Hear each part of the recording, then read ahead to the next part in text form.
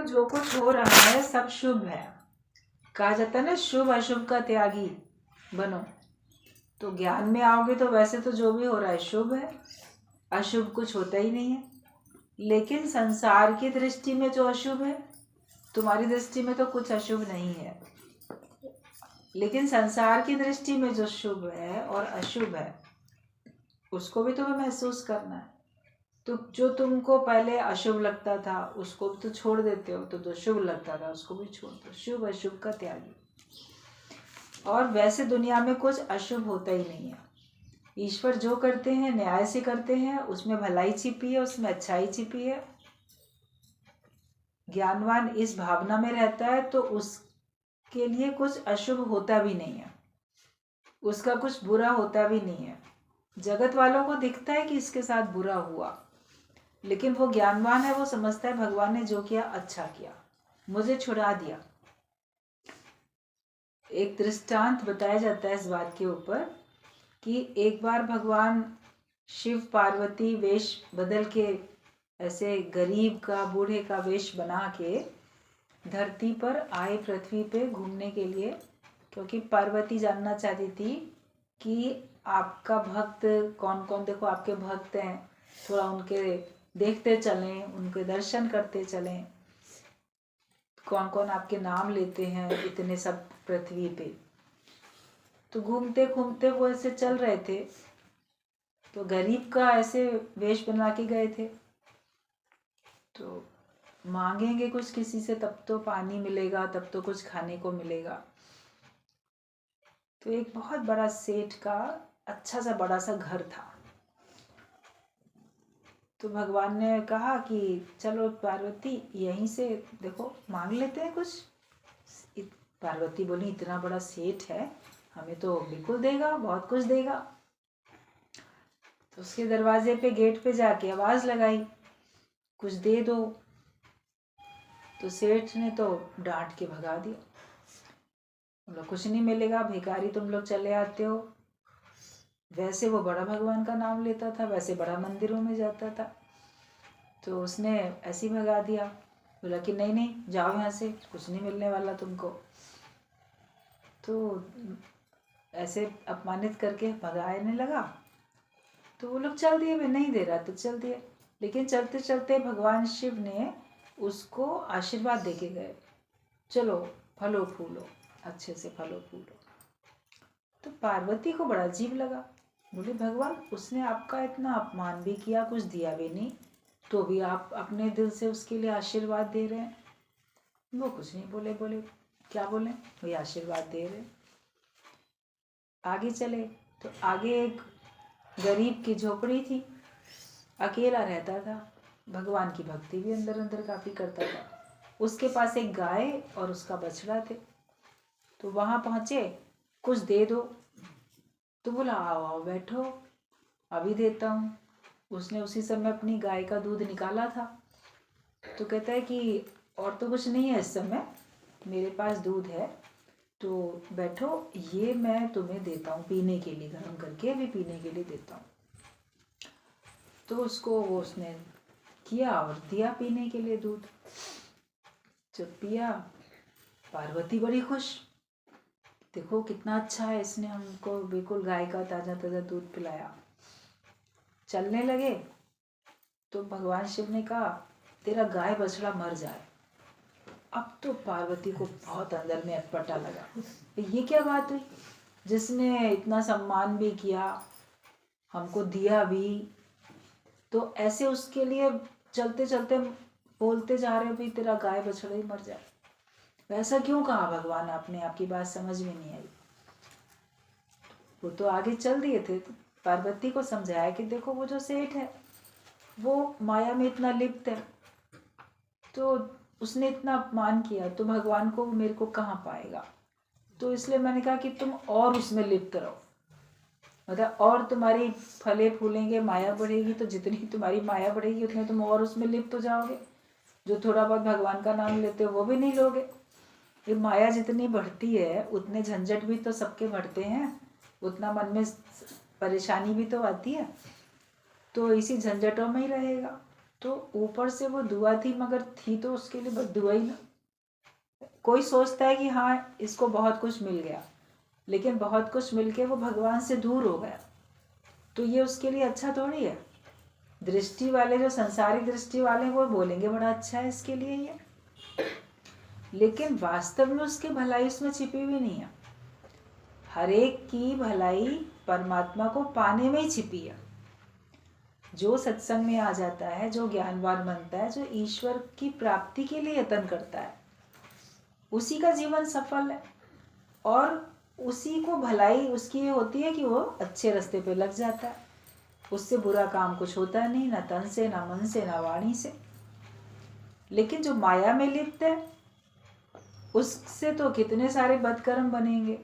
उसके सत्कर्मों में भी बदकर्म छिपा हुआ है। कैसे कि वो कर्ता बने से करता है, अहंकार से करता है, मैं कर रहा हूँ। भगवान मन ही मन हंसते हैं कि तुम करने वाले हो भी नहीं और झूठ बोल रहे हो कि मैं कर रहा हूँ।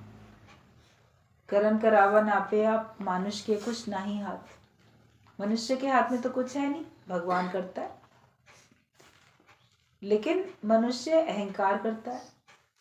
अभी काम दूसरे ने किया, तुम कह दो मैंने किया, तो ये तुमने अच्छा किया कि बुरा किया? कोई भी नहीं बोलेगा भाई इसने अच्छा किया, काम फलाना करके गया, देखो ये अपना नाम करने के लिए आ गई, बुढ़ी तो मैंने ही किया, लोगों की वाहवाही लेने के लिए, तो ये तो गलत काम किया, तो इसका तो दंड भोगना ही पड़ेगा। तो जब करने वाला परमात्मा है और हम कर्तापने में आते हैं, तो हम भी तो वही कर रहे हैं ना, तो क्या हमको दंड नहीं मिलेगा उसका? तो उसके हम जरूर दंड के भागी बनेंगे, पाप हमारा बढ़ता चला जाएगा। तो इसलिए कहा कि ठीक है तुम्हारा और फले फूले, तुम मतलब उसी में लिप्त रहो। और ये जो था, ये भगवान का भक्त था, बोला ये मेरा भक्त था अंदर ही अंदर, और इसके सारी समस्याएं दूर हो गई थी, इसके मन में कोई चिंता कोई परेशानी नहीं थी। लेकिन जो इसने ये गाय बछड़ा पाल रखा है, थोड़ा इसकी जिम्मेदारी इसके ऊपर है, और इसको लगता है कि हमें टाइम से सवेरे उठ के इसको चारा देना है, दूध निकालना है, बछड़े को भी देखना है, गाय को भी देखना है, और ये ऐसे किसी को देना भी नहीं चाहता है और भक्ति करता है। तो जब भक्ति भी करता है तो विघ्न पड़ता है, इसके इन जिम्मेदारियों के ख्याल आने से इसका जो एकाग्रता है वो भंग होती है।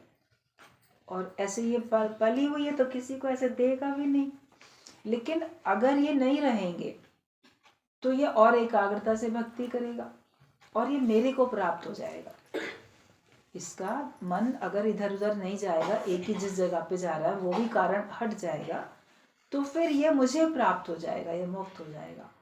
तो इसलिए इसकी उस चिंता को दूर करने के लिए मैंने कहा कि अरे तेरा गाय बछड़ा ही मर जाए, मतलब वो नहीं रहेगा तो तुम आराम से जैसे भी तुम्हारा गुजारा हो रहा है तो तुम करोगे, और लेकिन एकाग्रता रहेगी। तो जो भगवान का सच्चा भक्त है उसका कुछ लॉस भी अगर हो जाता है तो उसे परेशान नहीं होता।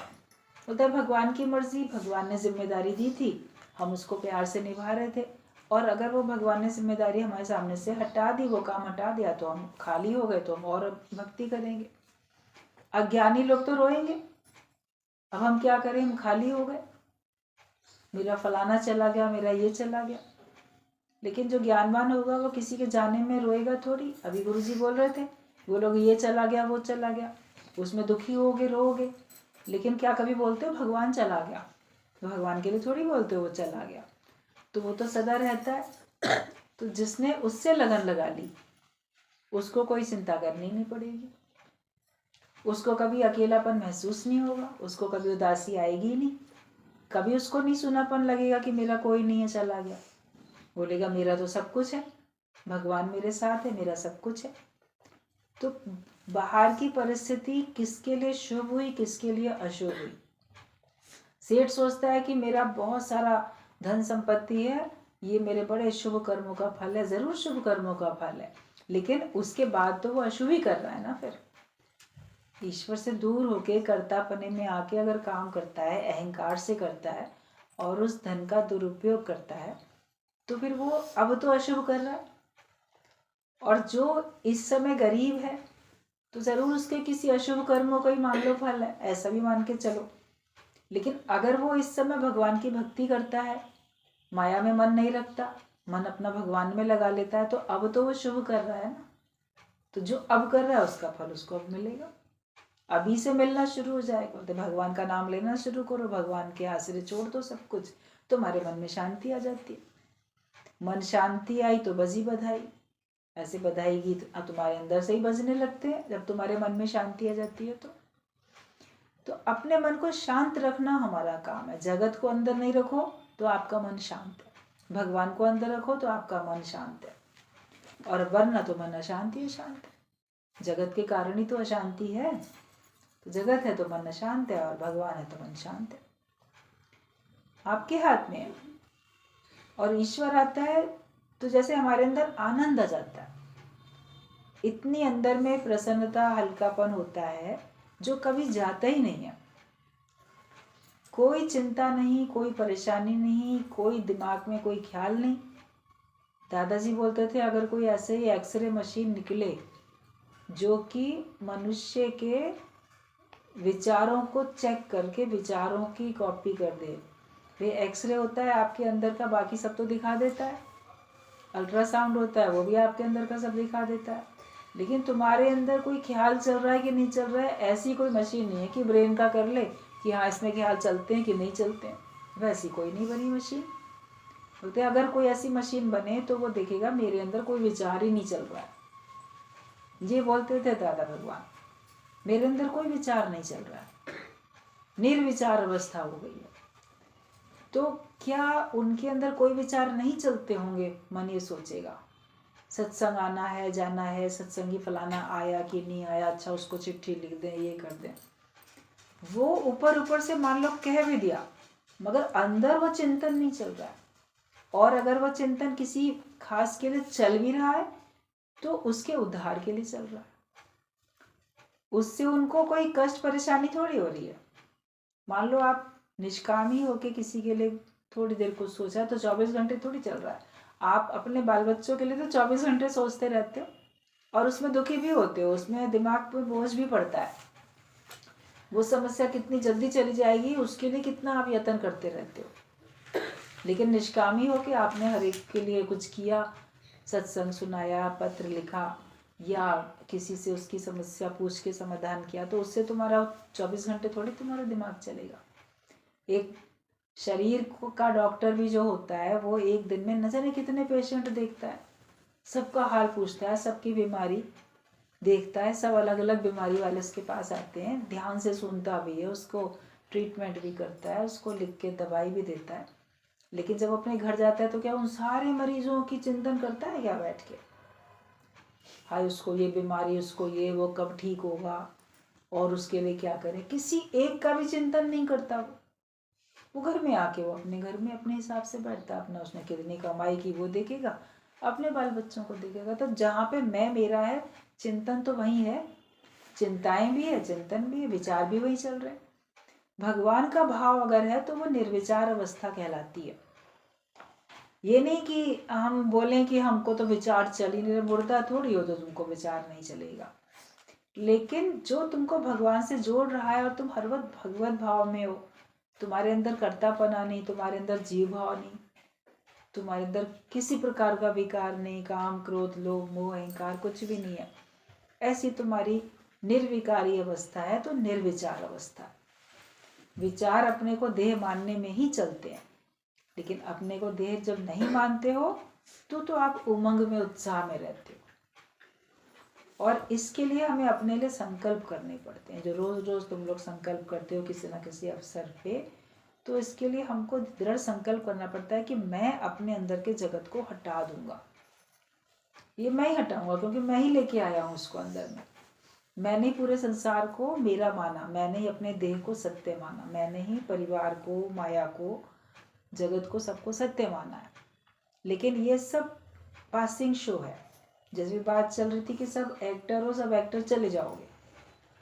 फिल्मों में काम करने वाले एक्टर के लिए तो बोल देते अरे फलाना बहुत अच्छी एक्टिंग करता था लेकिन अब दुनिया में नहीं रहा, चला गया।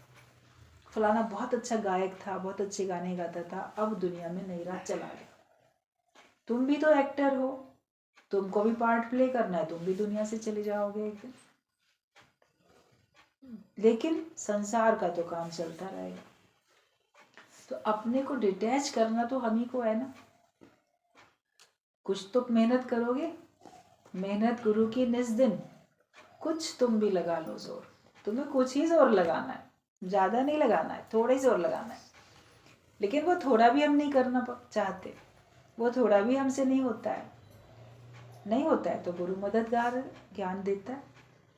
ज्ञान के विचार अपने अंदर लाके आप जगत के विचार हटा देते हो। एक डब्बे में कुछ सामान रखा है, आपको दूसरा रखना है, उसको खाली करके उसमें जो आपको अब रखना है वो रख देते हो, और वो जो आपने हटाया उसको यूज़ कर लेते हो या किसी को दे देते हो, जो भी आप करते हो। लेकिन वो डब्बा आपको चाहिए तो उसमें आपको कुछ और चीज़ रखनी है, तो पहली चीज़ तो हटानी पड़ेगी ना। हटा के उसको किसी और छोटे डब्बे में किसी और जगह पे रखोगे, लेकिन उसको तो खाली करना पड़ेगा। तो जो बर्तन खाली लाएगा, अपने हृदय का पात्र, दिल दिमाग को खाली करके आके यहाँ बैठेगा, उसके अंदर तो ज्ञान भरेगा, जाएगा। लेकिन भर के ही आओगे पहले से, तो फिर कहाँ ज्ञान रखोगे? आपको थोड़ी देर याद रहेगा, उसके बाद भूल जाएगा।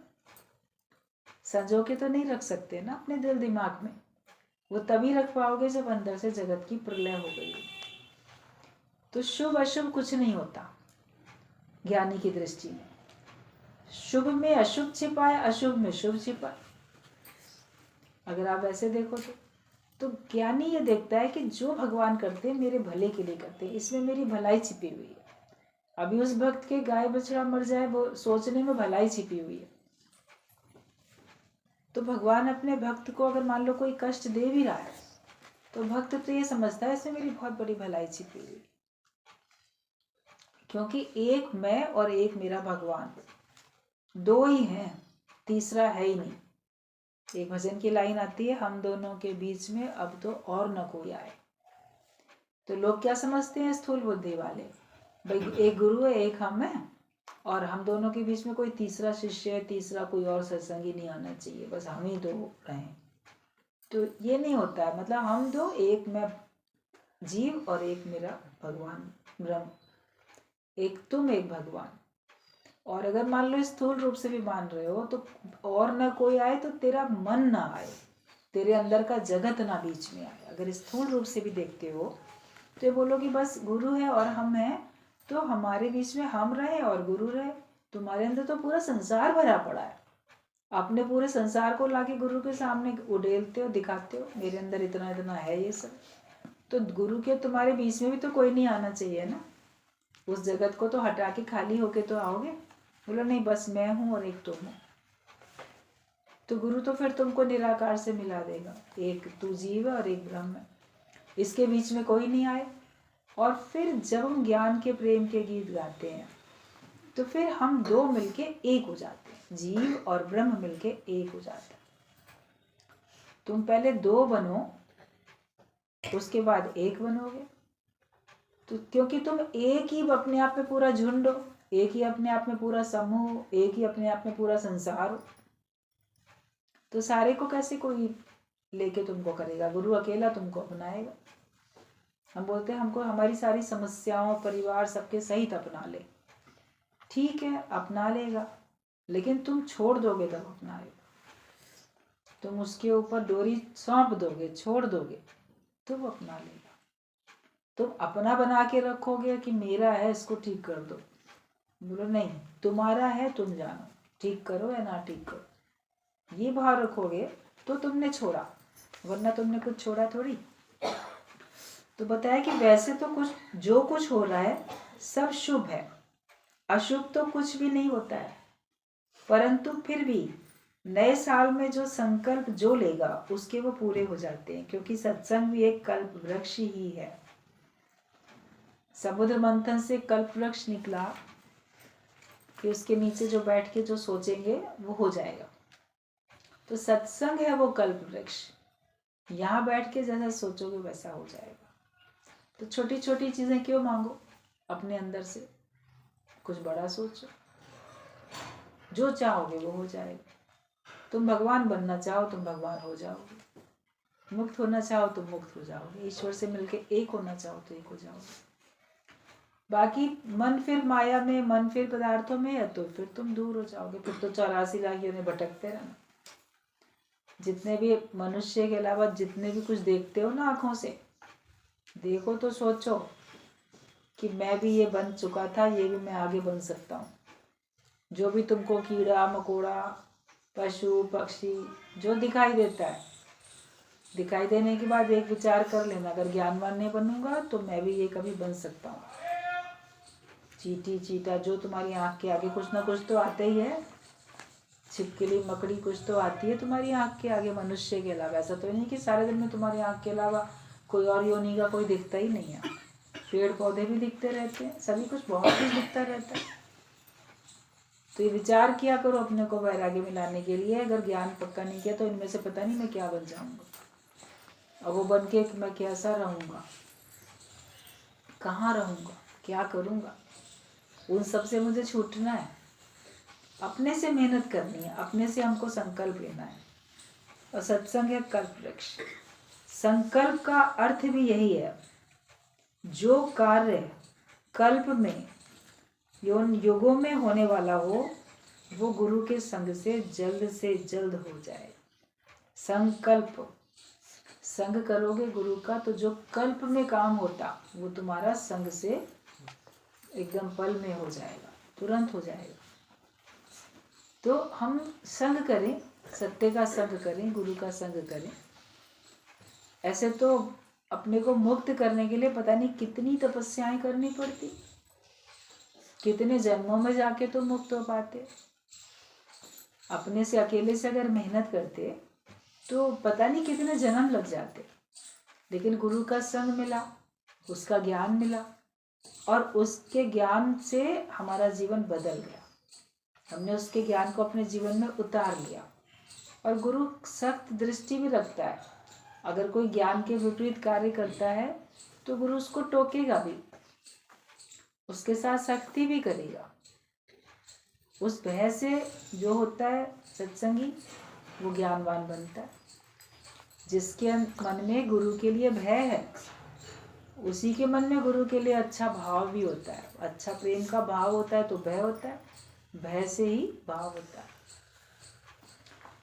तब आप मुक्त हो पाते हो, तभी ज्ञानी बन पाते हो, वरना ज्ञानी नहीं बन सकते।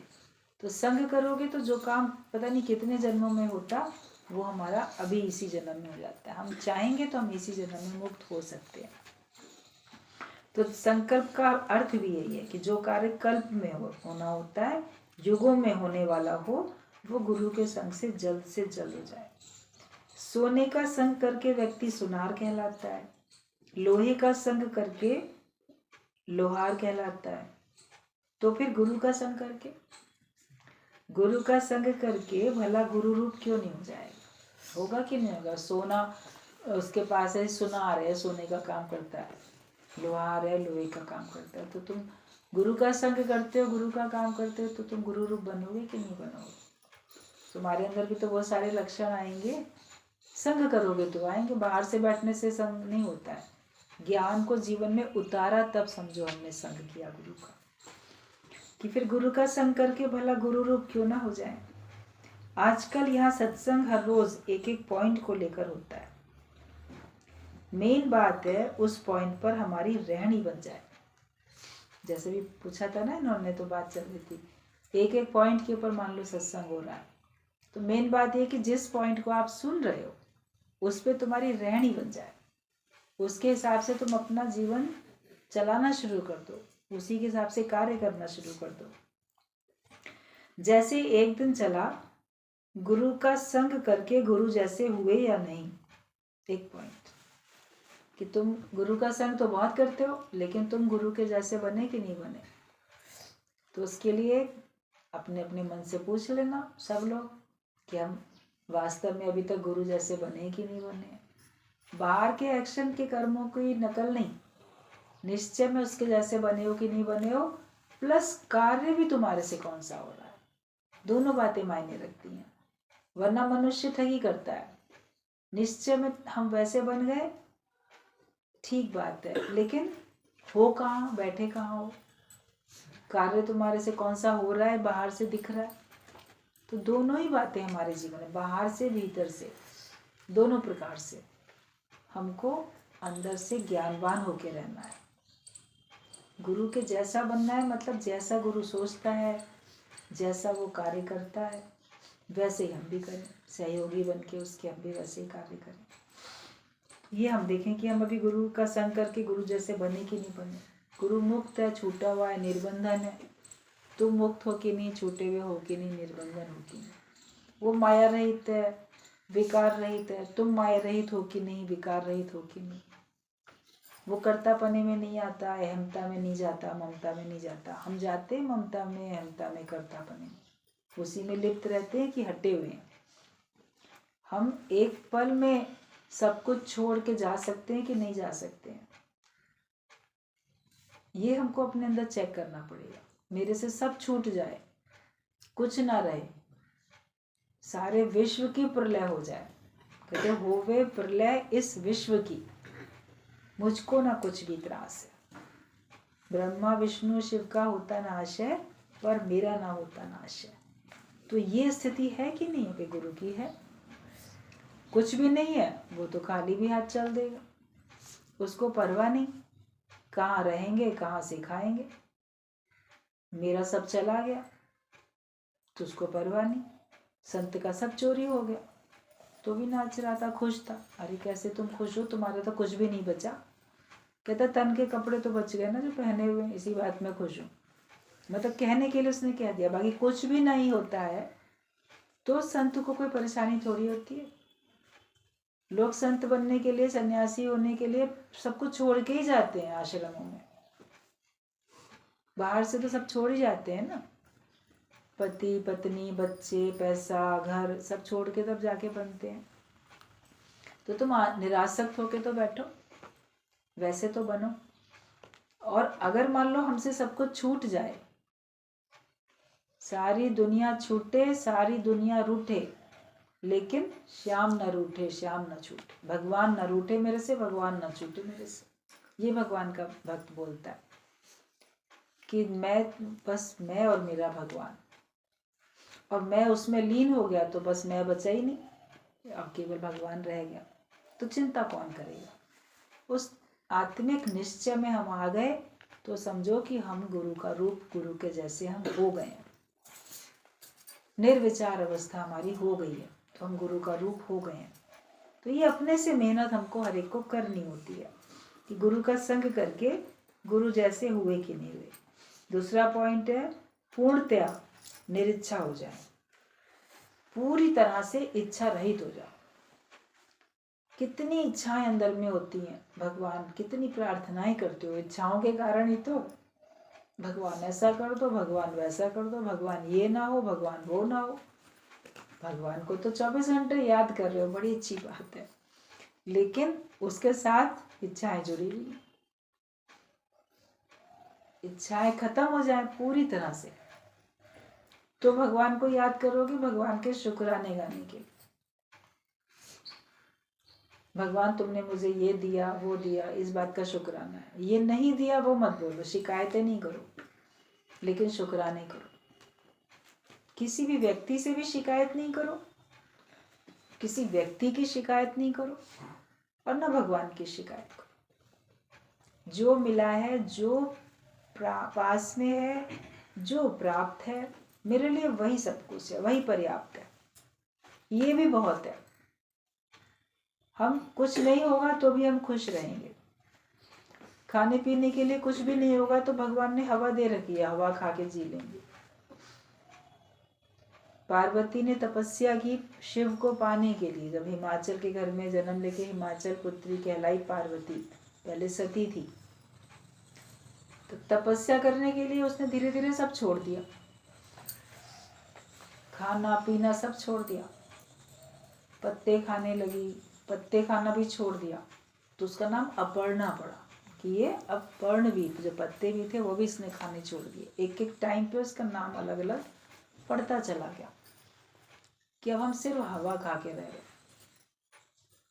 भगवान को प्राप्त हुई, भगवान मिले उसको, तो मतलब कि इतने आप इच्छा रहित हो जाओ कि हमको कुछ चाहिए नहीं, हमको कोई इच्छा ही नहीं है और कुछ नहीं है तो भी मैं खुश हूँ। जिसने श्वास दी और अगर आगे देना चाहता है तो आपको ग्रास देगा, ये अंदर से विश्वास। लेकिन अकर्मण्य बनाना गुरु नहीं सिखाता, तुम्हें आलसी बनाना नहीं सिखाता, तुमको औरों के आश्रित होकर जीना नहीं सिखाता। गुरु तुमको मेहनत करनी सिखाता। तो वो मेहनत हम भले करें, मगर अंदर से तो इच्छा इतने निरच्छा हो जाए कि अगर कुछ नहीं होगा तो भी मैं खुश हूँ। जिसको जरूरत गरज होगी भगवान को, वो मेरी व्यवस्था बनाएगा। लेकिन चलो गुरु के हिसाब से, तुमको क्या करना है वो तुमको गुरु बताएगा। जैसे डॉक्टर हर एक को कौन सी दवाई खानी है वो बताता है, तुम्हारे लिए कौन सी डोज है वो गुरु बताएगा। उसको तो ऐसा कहा, मुझे ऐसा क्यों कहा, तो बोलो नहीं मुझे कहा है भले, तो वो मेरे लिए है, वो जो उसको कहा वो उसके लिए। हर एक की समस्याएं अलग होती हैं और उसके बाहर से एक ही समस्या के समाधान अलग अलग होते हैं। एक खांसी है किसी को, ऐसे बहुत सूखी खांसी है, तो उसको थोड़ा चिकना खाने के लिए डॉक्टर बोलेगा। बिल्कुल सूखी खांसी है, बोलेगा नहीं नहीं इसको तुम ऐसे खाओ, चिकनी चीज़ खाओ, घी में ये लगा के, काली मिर्च या जो भी और भी दवाइयाँ होती हैं। और जिसको ऐसे बहुत खांसी है, गीली खांसी है, उसको बोलेगा वो सब नहीं खाओ तुम, चिकना नहीं खाओ। बाहर से तो खांसी खांसी एक लग रही है, किसी में आपको कुछ किसी में कुछ, वो डॉक्टर जानता है। तो बाहर से समस्या एक लग रही है, तुमको कुछ और बोल दिया, दूसरे को उसका विपरीत बोल दिया, तुम्हारा मन चलेगा। गुरु ने इसको ऐसा क्यों कहा, मेरे को ऐसा क्यों कहा। तो वो जानता है किसके लिए क्या उचित है। तो जो भी कार्य करो पूछ के करो, पूछ के करोगे तो फिर गलती नहीं होगी। अपने मन से करोगे तो गलतियां होती रहेंगी। मनुष्य तो गलती का पुतला होती रहती है। अगर अपने को अभूल बनाना चाहते कि मेरे से कभी कोई भूल ना हो, तो उसके लिए आपको अपने सर पे आगे आदर्श भी और एक गुरु का अधिकार अपने ऊपर रखना पड़ेगा। तब उसकी गाइडेंस में जब काम करोगे तब आपके कर्म सुंदर होते जाएंगे, अच्छे होते जाएंगे, आप बंधन रहित होते जाओगे और मुक्त होते जाओगे। तो पूर्णतया हमको निरिच्छा हो जाना चाहिए, जो तेरी इच्छा वो मेरे लिए अच्छा, तभी हम निरिच्छा हो पाएंगे। भगवान जो तेरी इच्छा है वही मेरे लिए अच्छा है, तो फिर मेरे को कोई इच्छा ही नहीं, पूरी तरह से हम इच्छा रहित हो गए। एक एक पॉइंट पे अपनी स्थिति बनाओ, जो सुनते हो उस पे अपनी स्थिति बनाओ, फिर आपको जीने का सचमुच में आनंद आएगा। फिर लगेगा हाँ हमको रोज़ जाना चाहिए, रोज़ सुनना चाहिए, रोज़ कार्य करना चाहिए। और उस उमंग में, उस खुशी में, उस जोश में आप सबको सुनाओ। छोटे बच्चे जब नया नया स्कूल में जाते हैं वहाँ से बड़े खुश होके आते हैं, आज मिस ने ये सिखाया, आज ये पोएम बताई, आज ये गेम्स खेला, आज ऐसे बताया था। फिर आके बताते रहते हैं ना, खुश होके गाते रहते हैं, बताते रहते हैं। जो सीख के आए वो खुशी में बताते हैं। अगर वहाँ से खुश होके नहीं आएगा तो नहीं बताएगा, रोएगा मैं नहीं जाऊँगा स्कूल कल से। लेकिन वहाँ से खुश होके आया, कुछ सीख के आया तो बताता है बच्चा।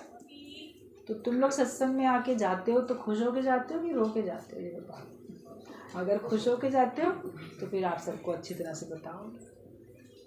और यहीं पे मन नहीं लगा, दुखी होके रो के गए हो तो बोलो यार कौन जाए रोज रोज सत्संग। तो अपना अपना देख लो, खुश होके जाओ तो तुमसे कार्य भी अच्छे होंगे। ठीक है।